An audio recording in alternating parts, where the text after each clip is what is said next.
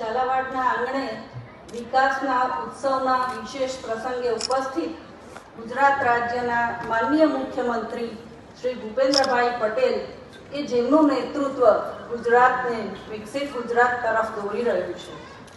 માનનીય મંત્રી શ્રી સામાજિક ન્યાય અને અધિકારિતા, પ્રાથમિક, માધ્યમિક અને પ્રૌઢ શિક્ષણ, ઉચ્ચ અને તાંત્રિક શિક્ષણ વિભાગ ડૉક્ટર પ્રદ્યુમ્ન વાજા, માનનીય મંત્રી શ્રી શહેરી વિકાસ અને શહેરી ગૃહ નિર્માણ તેમજ આપણા જિલ્લાના પ્રભારી મંત્રી એવા શ્રીમતી દર્શનાબેન વાઘેલા, પ્રદેશ મહામંત્રી શ્રી હિતેન્દ્રસિંહ ચૌહાણ, માનનીય ધારાસભ્યો સર્વશ્રી પ્રકાશ વરનોરા, શ્રી પી.કે. પરમાર, શ્રી શ્યામજીભાઈ ચૌહાણ તેમજ પૂર્વ સાંસદ શ્રી મહેન્દ્રભાઈ મુંજપરા, અન્ય અગ્રણી શ્રીમતી વર્ષાબેન દોશી, શ્રીમતી જીજ્ઞાબેન પંડ્યા, અત્રે મોટી સંખ્યામાં ઉપસ્થિત ભાઈઓ, બહેનો અને પત્રકાર મિત્રો, આપ સૌનું ઝાલાવાડની ખમીરવંતી ધરા પર આજના આ ગૌરવશાળી અવસરે જિલ્લા વહીવટી તંત્ર વતી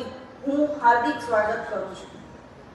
આજે સુરેન્દ્રનગર માટે આનંદ અને ગૌરવનો દિવસ છે કે આપણને માર્ગદર્શન આપવા આપણા રાજ્યના મૃદુ અને મક્કમ માનનીય મુખ્યમંત્રી શ્રી આપણી વચ્ચે ઉપસ્થિત છે. માનનીય સાહેબ શ્રી, આપનું સ્વાગત કરતા અમે હર્ષની લાગણી અનુભવીએ છીએ. આજનો આ દિવસ સુરેન્દ્રનગરની વિકાસની યાત્રામાં વધુ એક કલગી ઉમેરશે. આજે માનનીય મુખ્યમંત્રી શ્રીના વરદ હસ્તે રૂપિયા 539.26 કરોડના ખર્ચે 33 જેટલા વિકાસ પ્રકલ્પોનું લોકાર્પણ અને ખાતમુહૂર્ત થવા જઈ રહ્યું છે.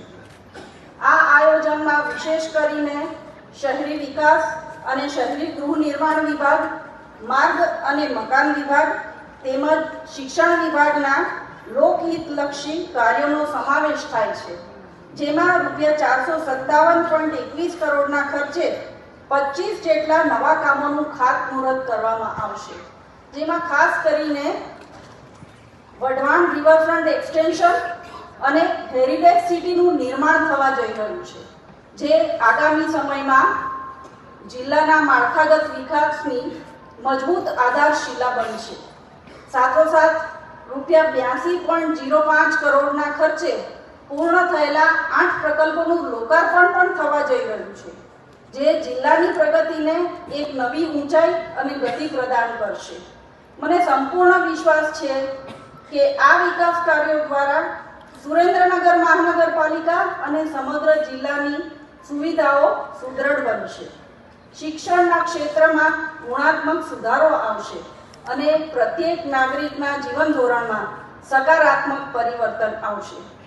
આજના આ પ્રસંગે તેમના અમૂલ્ય સમય ફાળવીને આપણને પ્રોત્સાહિત કરવા બદલ હું આપણા માનનીય મુખ્યમંત્રીશ્રીનો અને તમામ મહાનુભાવોનો પુનઃ આભાર વ્યક્ત કરી મારી વાણીને વિરામ આપું છું. અસ્તુ. જય હિન્દ, જય જય ગરવી ગુજરાત.